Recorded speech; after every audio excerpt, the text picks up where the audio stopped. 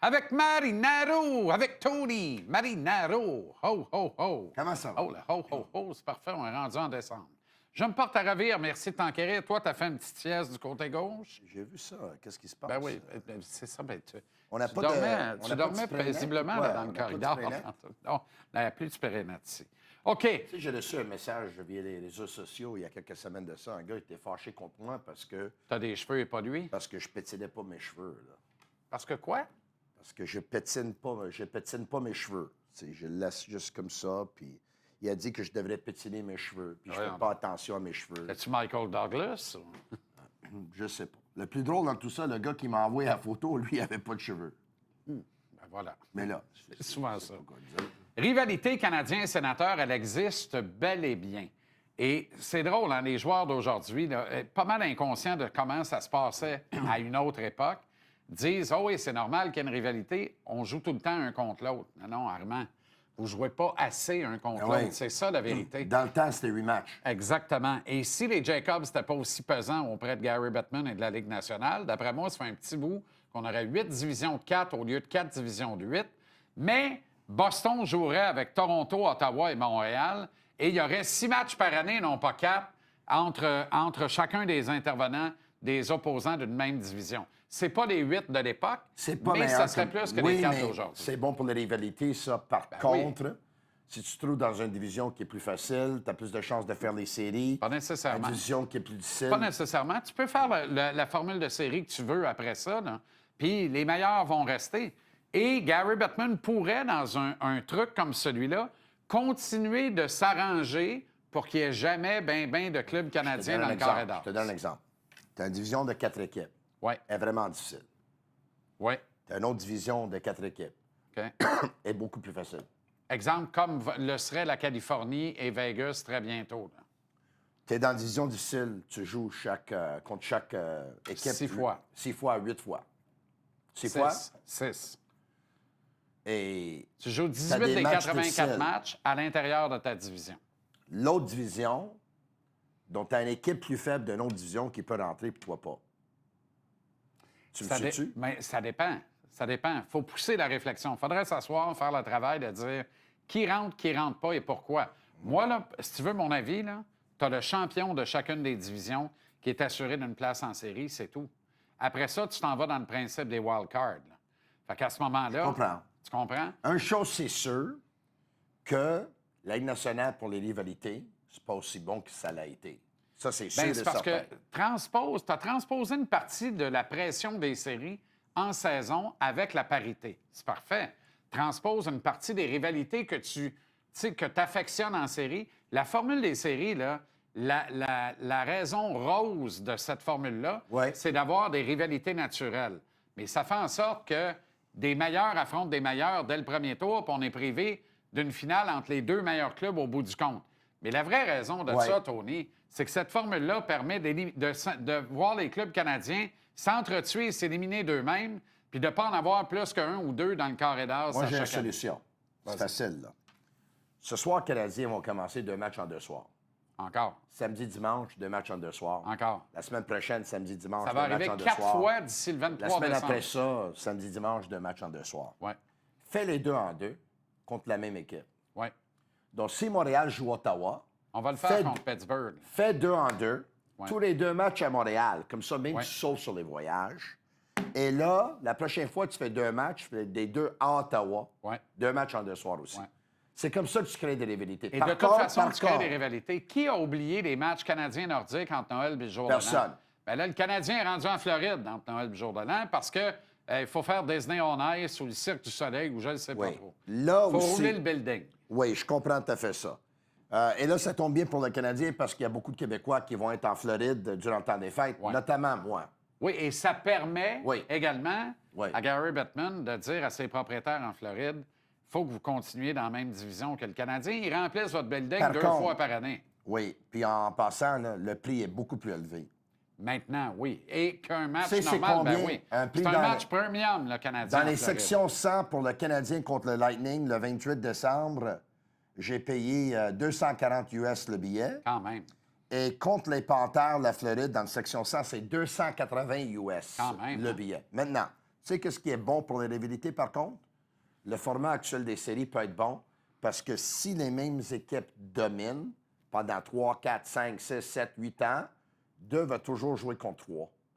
Donc, ça se peut que les Canadiens vont affronter souvent les Sénateurs au cours des 5 prochaines années. Exact, ça en série éliminatoire. Ça se peut. À condition que les clubs parviennent à se classer en série. Oui. Si les séries commencent ce soir, Tony, il y a un seul club du Canada en série éliminatoire. Oui. Puis c'est le Canadien. Oui, de peine et de misère. De peine et de misère. Si jamais ils perdent le match ce soir, ils peuvent être à l'extérieur. Exact. Oui, mais en contrepartie, Ottawa rentre. La parité est incroyable. La parité est incroyable. C'est ce que Gary Bettman voulait, il l'a. Là, il reste à remanier ça. Imagine les rivalités naturelles. Moi, je me disais, Seattle, Vancouver, Edmonton, Calgary, c'était écœurant. Mais... Le Manitoba, Winnipeg avec le Minnesota, c'était écœurant. Les Bruins, le Canadien, avec les Leafs et les Sénateurs, c'était écœurant. Les Panthers, le Lightning et la Caroline, c'est hallucinant. Mais tu sais qu'avant la saison commence, il y a plusieurs observateurs qui ont dit le Canadien et les Sénateurs, là, ça s'égale pas mal. Les Sénateurs, ils ont eu comme 6 ou 7 points de plus que le Canadien l'an passé. Les Canadiens se sont améliorés dans la saison morte. Les deux équipes devraient finir peut-être avec le même nombre de points. Je regardais aujourd'hui. À date, c'est ça. À date, c'est ça. Mais je regardais aujourd'hui la défense des Sénateurs. Oui. Elle n'est pas bonne. Je sais pas si on a le tableau. Par contre, sinon, je peux te le dire. Là. T'as Jake Sanderson, lui, c'est correct. Jake Sanderson, c'est un star. T'as Thomas Chabot. Mais est-ce que tu prends Jake Sanderson ou Lane Hudson? Mais moi, je prends Lane Hudson, mais, moi aussi. mais est-ce Jake que Sanderson tu prends Thomas est fantastique. Chabot ou Noah Dobson? Moi, je prends Dobson. Moi aussi. Mais là, c'est OK. Thomas Chabot n'est pas sur cette liste-là parce qu'évidemment, il est blessé. Mais regarde, là, si tu mets Thomas Chabot avec Sanderson, puis Zub, puis ton quatrième, c'est Spence, ça se compare pas à Matheson, Dobson, Lane Hudson, puis Goalie quand Goalie va être de retour. Non, mais en contrepartie... Et là, en plus, t'as Carrier comme cinquième. En contrepartie, Ottawa est pas mal plus fort en attaque actuellement. Pour le moment, Ottawa a plus de profondeur et plus solide en attaque, plus de bons vétérans. Tu sais, juste la présence de gars comme Giroux et Perron, c'est très rassurant. Tu sais, tu prends-tu Giroux et Perron ou tu prends Gallagher et Anderson? Je suis pas convaincu de ça. Ah, tu prends Gallagher et Anderson avant Giroux et Perron? Non. Prends-tu Stutzla ou prends-tu Nick Suzuki? Là, je prends Nick Suzuki avant Stutzla. Prends-tu Drake Batterson ou prends-tu Cole Caulfield? Je prends Cole Caulfield avant Drake Batterson. Mais là, tu choisis tes combats, là. Okay. Tu prends qui à la place de Brady Tkachuk? Moi, j'ai pris... Non, mais tu prends qui à la place de Brady Tkachuk? L'ailier qui marque des points, Batterson qui marque des buts. Tu prends-tu Juraj Slavkovski ou tu prends Brady Tkachuk? Aujourd'hui, je prends Brady Tkachuk. OK, parfait. Ouais. Tu prends-tu Cole Caulfield ou Brady Tkachuk? Non, mais c'est pas comme ça que ça fonctionne. OK, parfait. Non, mais... Alors, dis-moi comment ça fonctionne. Mais prends-tu un joueur des Sénateurs qui est un allié ou prends-tu Ivan Demidov? Bien, ça dépend de l'allié. Oui, je comprends. Mais moi, qu'est-ce que je faisais? Je prenais le centre numéro 1. OK. Je comparais au centre numéro 1. Ouais. Je suis tout là à Suzuki, je prends Suzuki. Veux-tu qu'on compare le centre numéro 2? Non. Ça sera pas trop long. Ça, c'est l'avantage des Sénateurs. Ben oui. Là, même s'il est peut-être un peu en deçà des standards attendus. Tu fais référence à qui? Je fais référence à l'acquisition des Sénateurs à la date limite des transactions. De Dylan Cousins? De Dylan Cousins. Il y en a un qui est meilleur que lui. C'est Shane Pinto. Shane Pinto fait tout un travail. Pour moi, c'est lui le deuxième joueur de centre, puis Cousins devient le troisième. Oui, mais Shane Pinto n'est-il pas un peu fragile? Tu sais, Shane Pinto, là, il y a des points d'interrogation partout. Mais tu sais, tu parles de Pinto. Lui, il a 12 tu parles de Pinto, tu parles de Cousins, tu parles de Stutzla, on parle de Brady Tkachuk, même de Drake Batterson, de Perron, de Giroux. Écoute, là, ils sont bons à l'attaque. C'est une attaque qui est plus profonde que la nôtre, qui est plus posée, balancée. Ils ont plus de stock. Ce soir, Isabelle les bombes et Tkachuk joue. On s'attend à quoi comme réplique de la part de Jacky et frères? Que Michael Age, puis Zadowski, puis le fameux deuxième joueur de centre si c'est pas eux autres, ça, c'est autre chose. Ça, c'est autre chose. Ça, c'est si Michael Age finit par arriver ici. OK. Alors, est-ce que les Jacky et frères partent après Tkachuk et les redresseurs McEachern et les redresseurs de Tard d'Ottawa? Je peux me tromper. Je sais que tout le monde pense qu'il va y avoir du brasse camarade ce soir. Moi, je pense que les joueurs des Canadiens vont jeter les gants si ils tirent de l'arrière par quelques buts, puis le match est fini. Parce que je pense qu'en voyant qu'il y a un point de différence entre les deux équipes, puis c'est tellement un match important, pas seulement un match de conférence, mais un match de division, qui, si le moment n'est pas là, Peut-être un Florian Jacquet pourrait décider de faire quelque chose à 0-0 sans prendre la pénalité de plus. Alors, ça, c'est faire de l'évitement volontaire. C'est ne pas dire qu'il y a une rivalité. Quand il y a une rivalité, il suffit d'une étincelle, une mise en échec, un genou qui traîne, un petit incident, puis ça part, Tony. Tu le sais comme moi. Là. Ouais.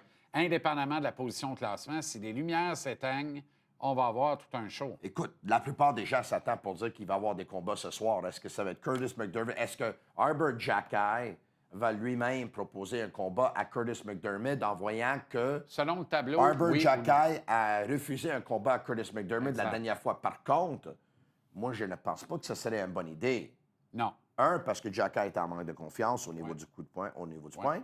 Deux, Jacquet est plus utile aux Canadiens que Curtis McDermott. C'est intéressant ce que tu as dit par rapport à la défensive parce qu'il n'y avait pas Caden Goulet dans ton schéma, puis le Canadien est nettement meilleur, pareil. C'est drôle, hein? Oui. Non, parce que là, j'entends des gens dire... Non, parce que Curtis McDermott... Non, mais les vendeurs de temple, là, non, le Canadien raccroche la ligne quand on nomme Caden Goulet. OK, je vais poser la question autrement. Est-ce que Caden Goulet est un intouchable chez le Canadien? Moi, je ne pense pas. Non, par sérieusement, contre, Tony, c'est pas toi qui penses pas, c'est le hockey qui pense pas ça. Caden Goulet n'est pas un intouchable. Mais ça, c'est mon opinion, voilà. Tu ne vas pas partager. Non, j'ai une opinion que tu ne vas pas partager, puis c'est correct. Okay. Moi, mon opinion, c'est que s'il y a 1 an et demi de ça, le Canadien a donné un contrat à Caden Goulet, c'est pas pour l'échanger 1 an et demi plus tard. C'est ça que je pense. Pourquoi pas? Il y a des gars qui signent des contrats pour mieux être échangés. Parce que peut-être, mais je ne pense pas que c'est la conjoncture a changé. Il y a 1 an et demi, est-ce qu'on pensait que Matheson resterait ici? Non. Moi, oui. Mapper au retour.